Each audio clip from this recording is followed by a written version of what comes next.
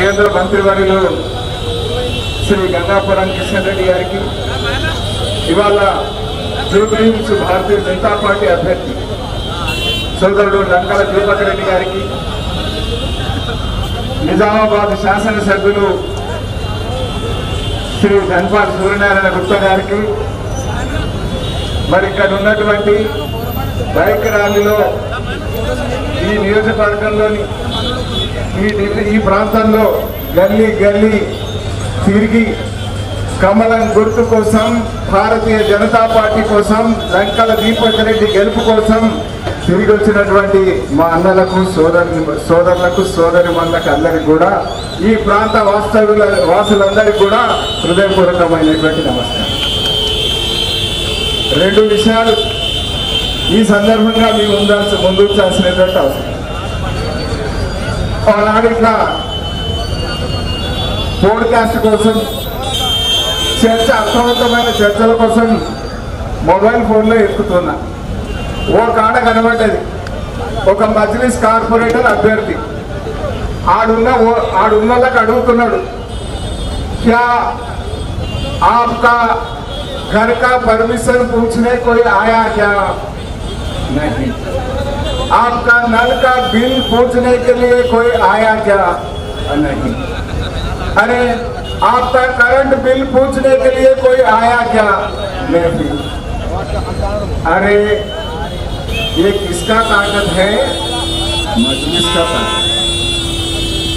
मजलिस का ताकत ऐसा हरकत करता है तो उसके रोकने का मौका जुबलीहिल्स का वोटर को है. वही कोशिश करने का, वही संदेश देने का जिम्मेदारी జూబ్లీహిల్స్ ఓటర్లకు ఉన్నదనేటువంటిది నేను చెప్తాను. అరే శాసనసభలో అర్థవంతమైనటువంటి చర్చలు జరుగుతున్నప్పుడు రేవంత్ రెడ్డి గారు, ముఖ్యమంత్రి గారు అక్బరుద్దీన్ గారిని పిలుస్తున్నారు. అక్బరుద్దీన్ साहब अरे आपके लिए वोटों के लालच के लिए मिस्टर रेवंत रेड्डी गारू आपके लिए साहब बन गया और आपके सहचर एमएलए तो ऐसा आप संबोधन नहीं करते हैं. వీరంతా అడగారు కదా, పిలువరు కదా. ఇదేందయ్యా నన్ను. భారతీయ జనతా పార్టీ వాళ్ళ కేంద్రంలో అధికారంలో ఉన్నది. లుంబిని పార్కు బాంబు బ్లాస్టులు లేవు, మరి గోకుల్ చాట్ బండారు బాంబు బ్లాస్టులు లేవు, ఇవాళ టాస్క్ ఫోర్స్ బాంబు బ్లాస్టులు లేవు. సాయిబాబా గుడి, దిల్సుఖ్ నగర్ సాయిబాబా గుడి దగ్గర సైకిల్ బాంబులు లేవు.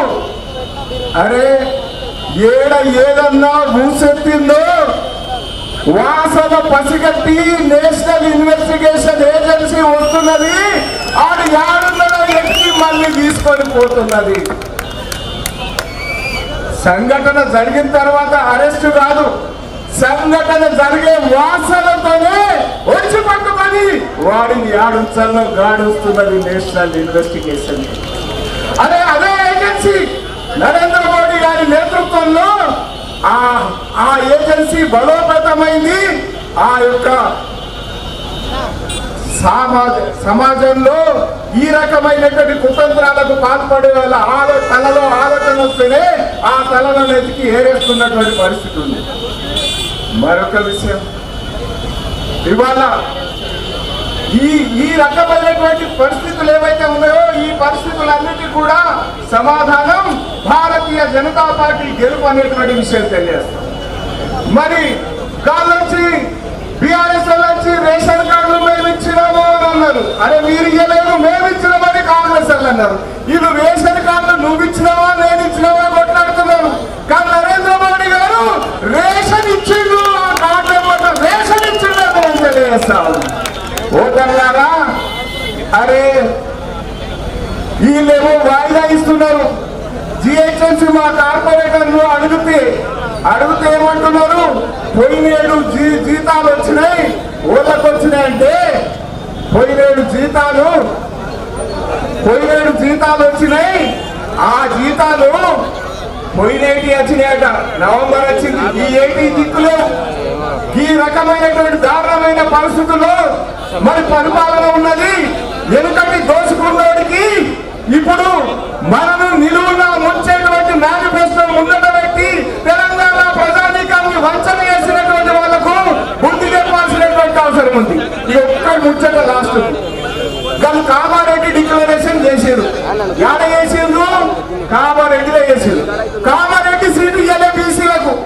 ఎల్లారెడ్డి సీట్ ఇయ్యలే బీసీలకు, బాన్స్వాడ సీట్ ఇయ్యలే బీసీలకు. ఇక చూకలైతే రిజర్వేషన్. నిజామాబాద్ ఉమ్మడి జిల్లా ఆడ 5 సీట్లకు 5 సీట్లు పోసలే.